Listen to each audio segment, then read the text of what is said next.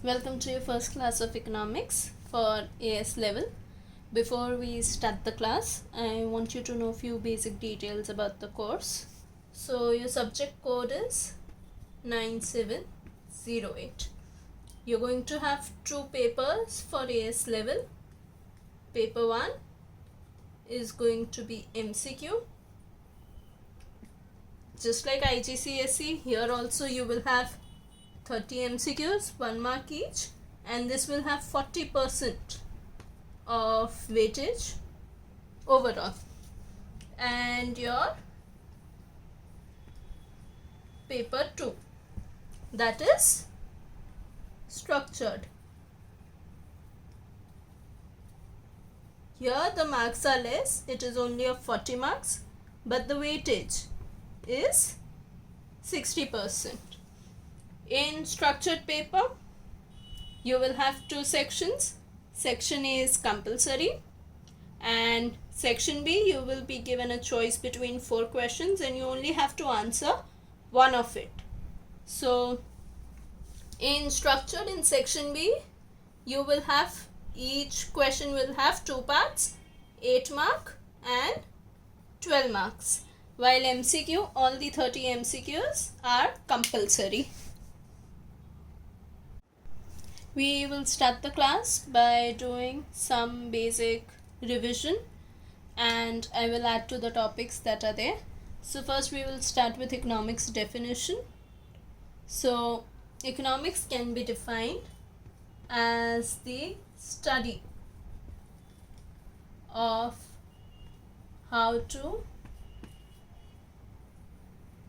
allocate scarce resources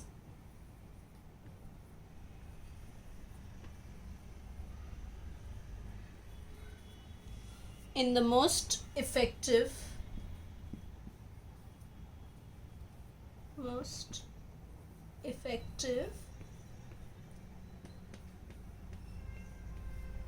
way.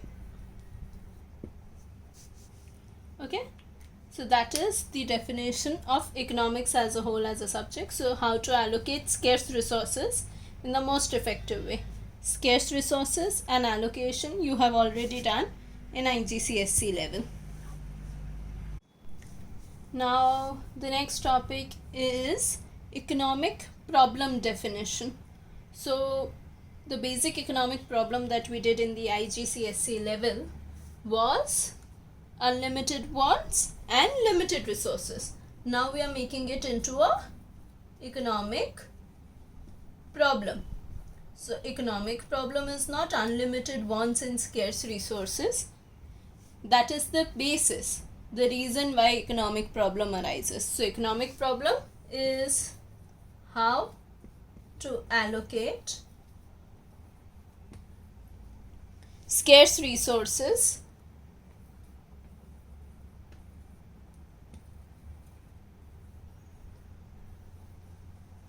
among alternative uses.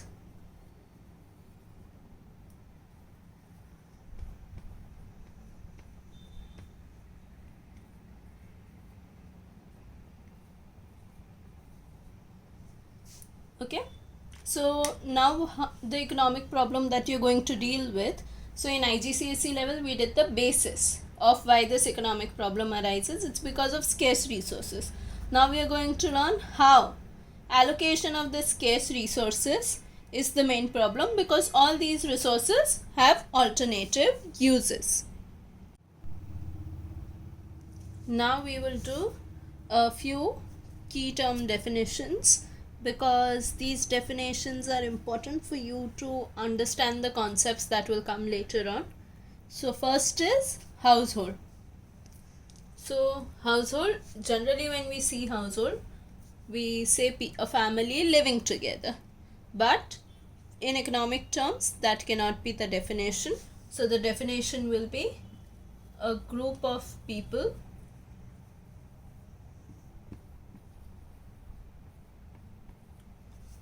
whose spending decisions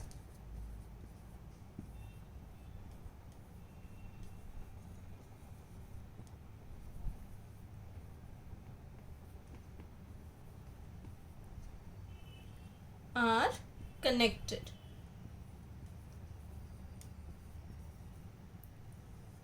So people whose spending decisions are connected become an household. Spending decisions would refer to how they allocate their resources. Now we will do the two main branches that are there of economics. First is micro. Micro refers to the study of how households and firms make decisions in the market. So this will be in particular markets, while macro refers to the study of issues that affect economies as a whole. So micro refers to individual decisions of households or firms and how those individual decisions can affect markets. Macro refers to overall picture. So you can say government policy, all the issues that are going on like poverty, economic development, economic growth, how these issues affect the whole economy, not just one part of it. So you already know what the basic economic problem is. Basic economic problem is that resources are scarce while our wants are unlimited. So wants are unlimited. This gives a rise to the problem of choice. Now earlier we only at IGCSE level we only did that the problem of choice and how we chose between goods. There was no different classification for goods and services. Now there is a different classification for goods and services. So problem of choice can arise between goods as well as services. Okay. So goods will be tangible products. Tangible means something you can see and touch. Physical products. While services refers to intangible products. Something that you cannot touch or feel. Touch, you can only feel it. Like insurance, beauty therapy, banking, all these things can be felt but not touched or seen. Similarly for goods, it is for things that can be seen and touched. So like cars, food, washing machine, all are physical products would come into goods. So now problem of choice happens between goods and services. So it can happen between goods and goods, goods and services, service and service. Now we will move on to factors of production. So factors of production overall are the resource inputs. Resource inputs that are available in an economy. Resource inputs available in an economy. So we have 4 factors of production: land, labor, capital, and enterprise. So land is a natural resource. Natural resource. So things like oil, coal, rivers, and even land itself. What we earn from it is rent. Labor refers to human resource. What they earn is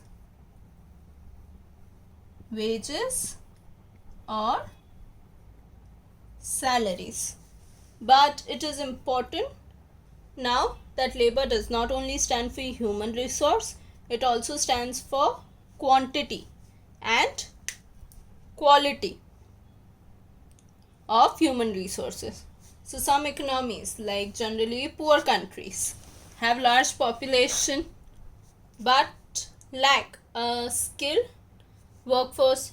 So that is why for countries like that, they don't have skilled workforce and their economy is not so developed. But for other countries like Germany, there is declining population.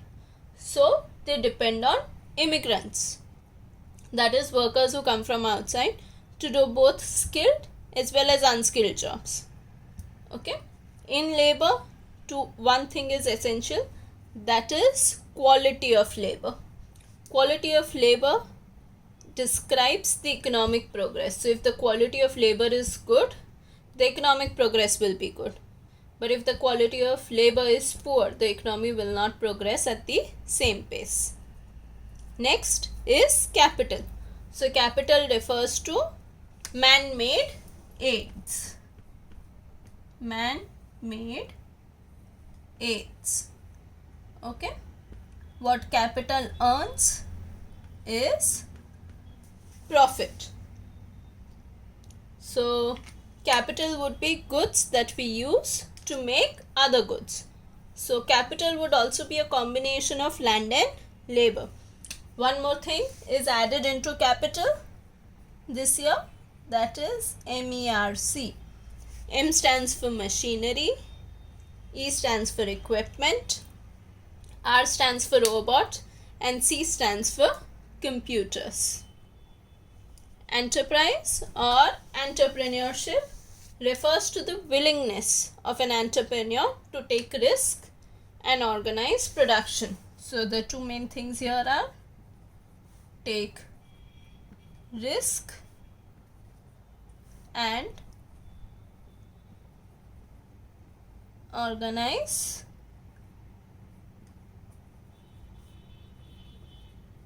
production.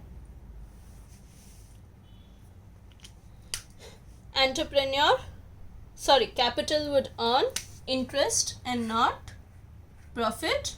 Entrepreneur would earn profit.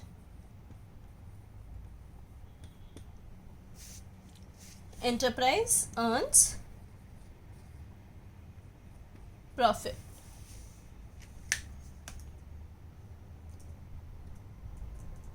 So entrepreneur definition would be someone who is willing to bear the risk of business and organize the production. So enterprise, entrepreneurship, and entrepreneur, they have similar definition, just the wordings. Entrepreneur is someone who's doing it. Enterprise is the willingness of the entrepreneur to do it. Now let's understand certain different terms. So we already did what factors of production are. This is factor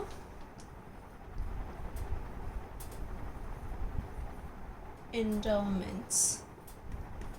It may sound like a fancy term, but it's very simple. It is just stock of factors of production, nothing else. Stock of factors of production is known as factor endowments. So we can say the world's poorest countries tend to have few or poor factor endowments, and it will be vice versa. So the richest countries will have more factor endowments. Now we also need to know what production is. So production is the output of goods and services. And specialization refers to the concentration. It can be by a worker or a group of workers, firm, region, or the whole economy on a narrow range of goods and services. So all these people are concentrating on narrow range of goods and services, that is specialization. An exchange, it refers to the process by which goods and services are traded. Now let us move on to international specialization. So you already know what specialization is. Specialization in the international market would become international specialization. We would do the advantages and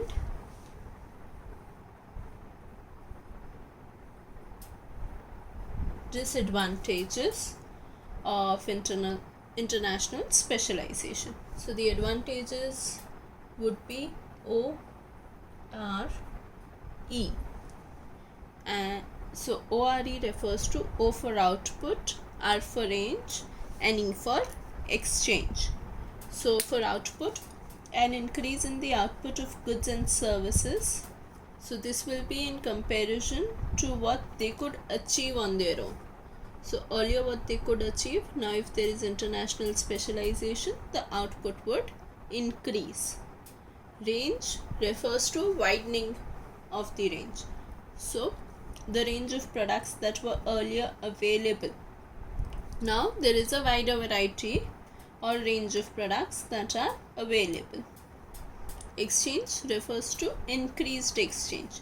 Now an international specialized company would have more exchange of goods and services between developed and developing economies. Now the disadvantages. So disadvantages would be WIFT. W refers to weather, I refers to deindustrialization, but instead of D we have taken I. F refers to finite resources and T refers to taste. So weather. So if there is bad weather, what can happen? It can wipe out a whole year's crop. So supposedly an economy is an agrarian economy. Their specialization is agriculture. And if there is bad weather, the bad weather will destroy the whole crop as well as what the economy is based on, and it will have devastating effects on the economy. Deindustrialization, because cheap imported goods are available, so industries would be shutting down. This would also displace workers. Because industries are shutting down, the workers may lose their job. Finite resources, if they run out, trouble. So this will ensure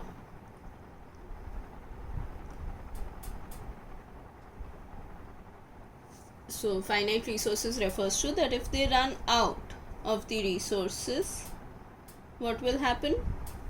They will not be able to invest in their future. So they have to ensure that they do not run out of resources unless the income that they gain from it has been wisely invested in the future.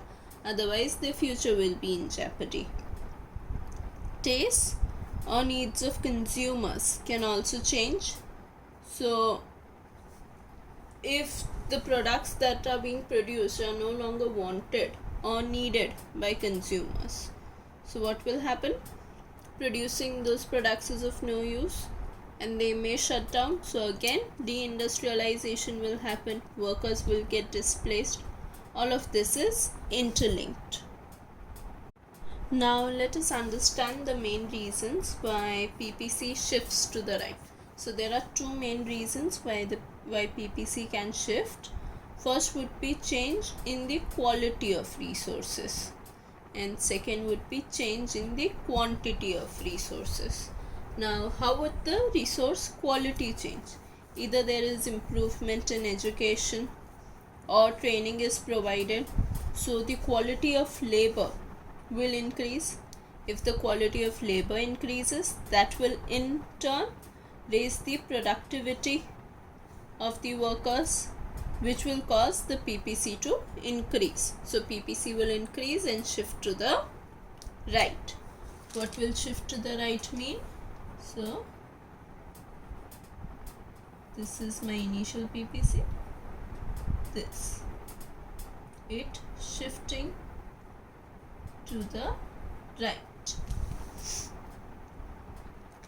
Moreover, the quality of capital goods. So capital goods we did were machinery, computers, all these things. So if the quality of these also is increased by advancement in technology, so that will also cause PPC to shift to the right. And the quality of enterprise may be raised by management training or improved education. Now if the enterprise is developed, it can allocate resources more efficiently, and that will in turn shift the PPT to the right. That was quality of resources. Now we will do how changes in the quantity of resources causes shift in PPC. So if the quantity of labor increases, basically the number of workers, this can happen because of net immigration of people of working age. So when immigrants of working age come into the country, that will increase the quantity of labor. That will mean a higher proportion of workers available. Moreover, if more women are entering the labor force or a rise in the retirement age, so basically my number of workforce has to increase. It can happen because of any of the reasons. Then the purchase of extra capital goods, this can be referred to as net investment. So this will also increase the quantity of capital goods. So supposedly if I have one machine, I buy one more machine, I invest in it. So now I have two machines. That will increase my production. So my PPC will shift to the right. Quantity of enterprise may be increased. So how will the quantity of enterprise be increased? By a reduction in rules and regulations that are placed on firms. So if there are linear rules, what will happen? More people would be interested in starting up their own business. Privatizations and government incentives also. If government provides incentives to start up, what will happen? We will see more startups, and more startups would refer to more usage of enterprise. All this thing will cause the PPC to shift to the right. Now one thing, why the curve is not a straight line and it's a angular thing, arched thing. So this is because that in the economy, the products that we are considering would be imperfect substitutes. They are not perfect substitutes. If they are perfect substitutes, then the curve would be something like this. But if they are imperfect substitutes, it would be like this. PPC may shift to the left. That is, decrease will happen in case of natural disasters. So what will natural disasters do? They will decrease the number of resources that are available. That will mean less of each product can be produced. That is why the PPC shifts to the left. So it cannot only be natural disasters. For any reason, if the resources of the economy are reduced, the PPC will shift to the left. Now we will do the stretch in PPC. Stretch refers to when only the production of one good increases. So PPC stretches for that good, it moves to the right. So this can happen because more resources or capital is available for one product. So more of one product can be produced. So here we can see that good Y is produced more, or there is advancement in technology for the production of that particular good. Then again the production of that good will increase and that of the other will remain constant. This is known as stretch in PPC. When the whole curve shifts, that is known as shift, and this is stretch.